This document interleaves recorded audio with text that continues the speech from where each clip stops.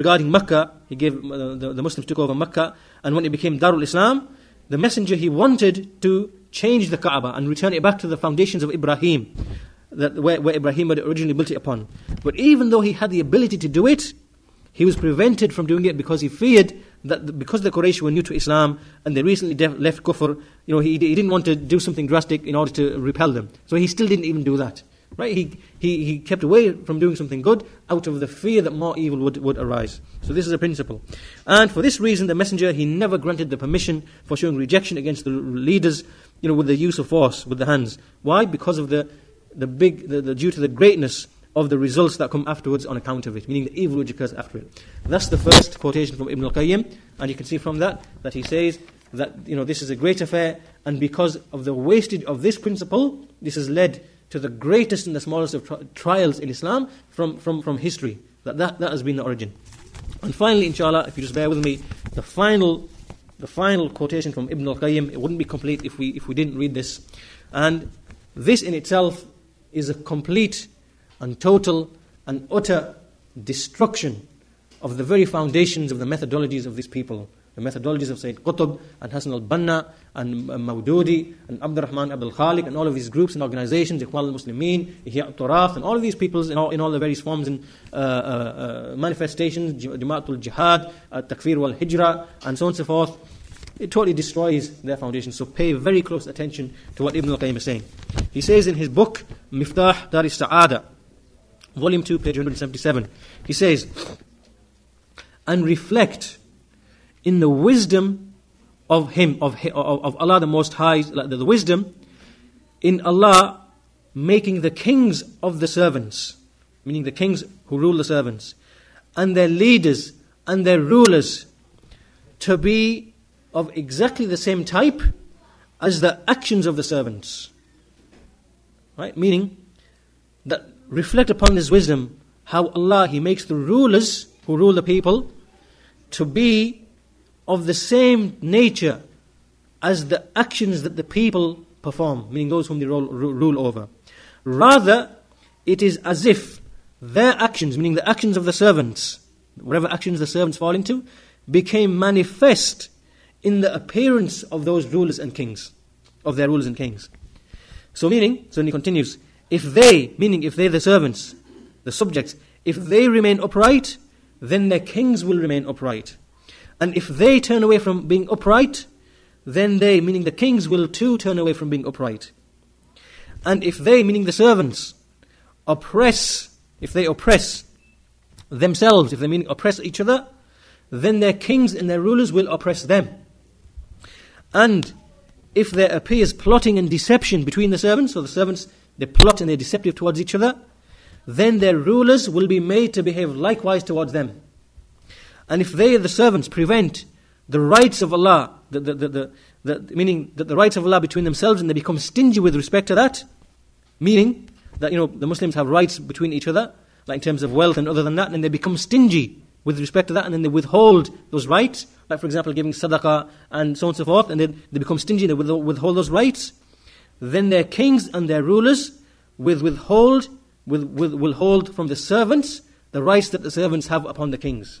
Right? So meaning if the people become stingy and withhold the rights between themselves, then the rulers will withhold the rights that they have upon the rulers. And then, if they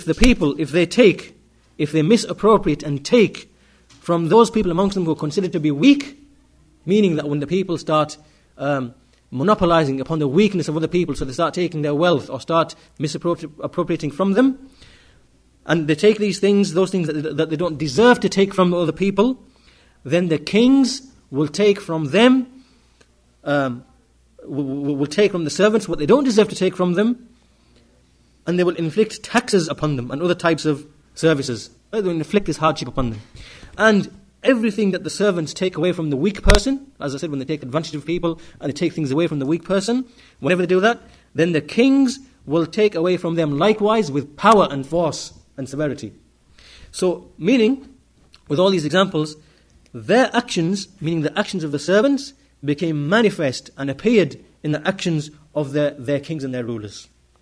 And then he continues, after clarifying this, he then says, it is not from the divine wisdom, meaning it's not from Allah's wisdom, that the evildoers and the sinners are made to be ruled over except by anyone who is their like.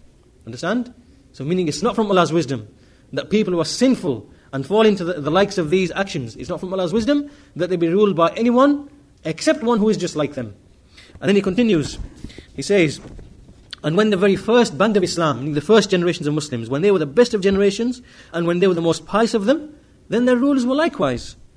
And so meaning Abu Bakr radiallahu anhu, and Umar radiallahu anhu, and Uthman and Ali, and those who were righteous after them, like Umar bin Abdul Aziz and other than them. So when they were like that, then the rulers were like that. And then he continues, and when they become corrupt, when they became corrupted, then their rulers likewise became corrupted over them. Thus, the wisdom of Allah refuses that the likes of Muawiyah and Umar bin Abdul Aziz are put in authority over us, over the likes of us of these times, like over us in these times. Who's Ibn al-Qayyim talking about? He's talking about in his generation, the 8th century after Hijrah. Meaning that the wisdom of Allah, it refuses that Muawiyah, even Muawiyah and Umar bin Abdul Aziz, that that we are worthy that they should be ruling over us. Let alone the likes of Abu Bakr and Umar. So meaning leave aside Abu Bakr and Umar radiallahu anhu, even we are not worthy and fit of having the likes of Muawiyah and Umar bin Abdul Aziz rule over the likes of us. We're not like that, we're not fit for that. And then, so obviously if he's speaking about his time, then what would you say over the likes of our time?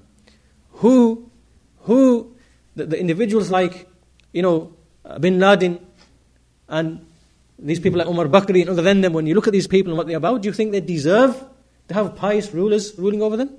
Or when you look at the Muslimin and what they're falling into, of all of these calamities and these sins and these evils, do you think they deserve to have pious rulers? Do you think we deserve pious rulers? Of course not. So the wisdom of Allah refuses that should take place. So then he says, rather our rulers are in accordance with our nature, and the rulers of those who came before us were in accordance with their nature. And both of these two matters necessitate wisdom and what it requires. So, inshallah, this is the end of this quotation. And with this, I hope, inshallah ta'ala, that this affair has become clear and manifest, and that we are in absolutely no confusion whatsoever.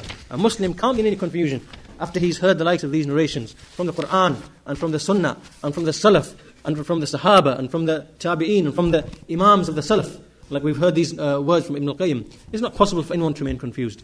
So inshallah ta'ala, we'll end this lesson here.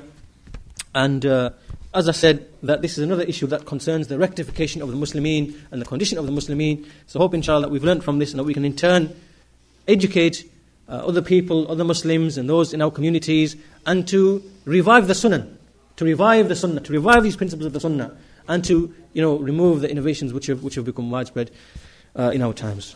And with this, inshallah, we finish the lecture.